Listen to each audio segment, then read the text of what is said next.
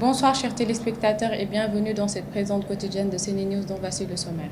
À la une, nous débutons avec un reportage de CNews à Podor dans l'intimité des 6 filles en série S1, toutes bachelières et issues de familles modestes.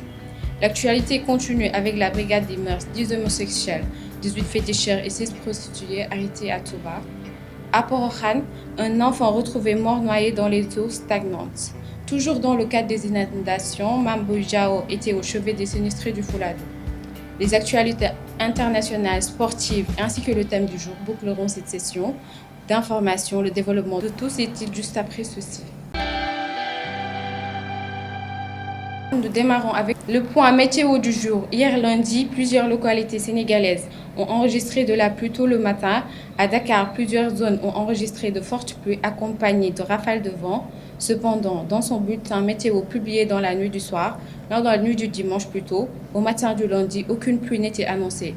L'Agence nationale de l'aviation civile et de la météorologie, ANACIM, s'est expliquée. Dans le cadre de la célébration du Magal, le siège de la police religieuse de Touba a été inauguré hier par le khalife général des Mourides, Serigne Mountakha Mbacké.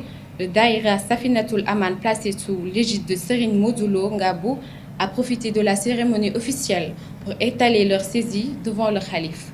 La police des mœurs de la cité religieuse a aussi interpellé 10 homosexuels, 18 féticheurs et 16 prostituées.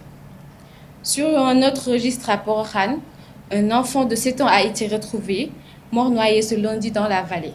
Les faits se sont déroulés à Sam Kër Touba, dans le département de Nioro, dans la commune de Porokhane.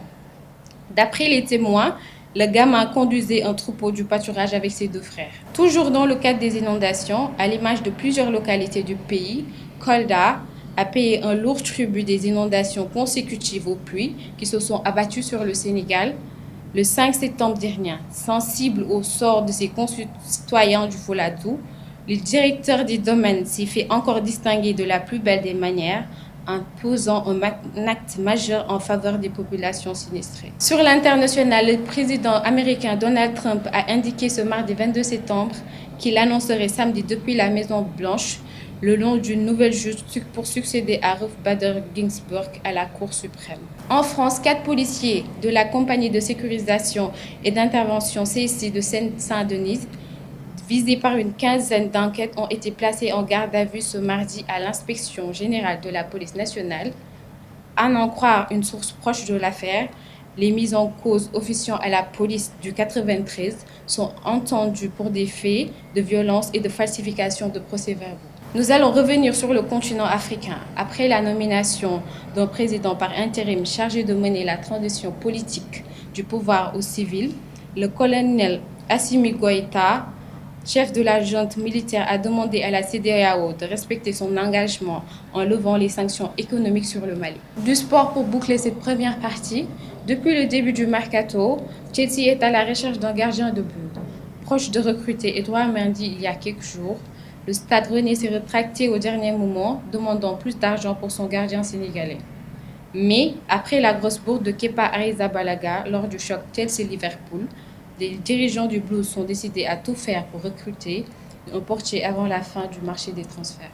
À présent, intéressons-nous à la deuxième et dernière partie de ce rendez-vous d'information pour aborder le thème du jour où il s'agira de parler de l'édition 2020 du baccalauréat qui a connu beaucoup de rebondissements au Sénégal.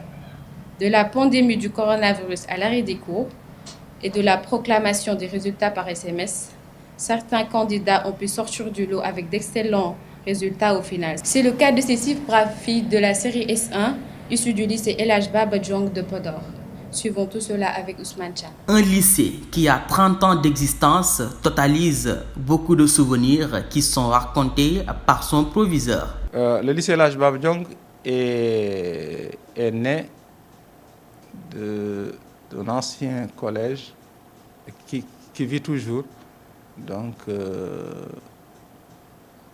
c'est pour dire qu'avant, nous avions donc un établissement en cycle, mais depuis quelques années, donc, nous avons un établissement secondaire qu'on appelle ce lycée El Hadj Baba Diong. Du point de vue exploit, avec ces résultats, le lycée a besoin d'équipements modernes pour garder la constance. Bon, les résultats sont assez bons. curieusement, parce que la grosse crainte de tout le monde, c'est que ce petit désordre engendré par la pandémie puisse avoir des conséquences négatives sur le score, sur les résultats au bac. Heureusement, les résultats sont bons, ici et ailleurs. Voilà. Donc pour prendre seulement l'exemple de notre lycée, nous étions certes l'année dernière aux environs de 67%, mais cette année, nous ne sommes pas ridicules parce que nous avons un score de 63,15. Nous sommes arrivés à la fin de cette émission. Merci de l'avoir suivi et bonne fin de soirée.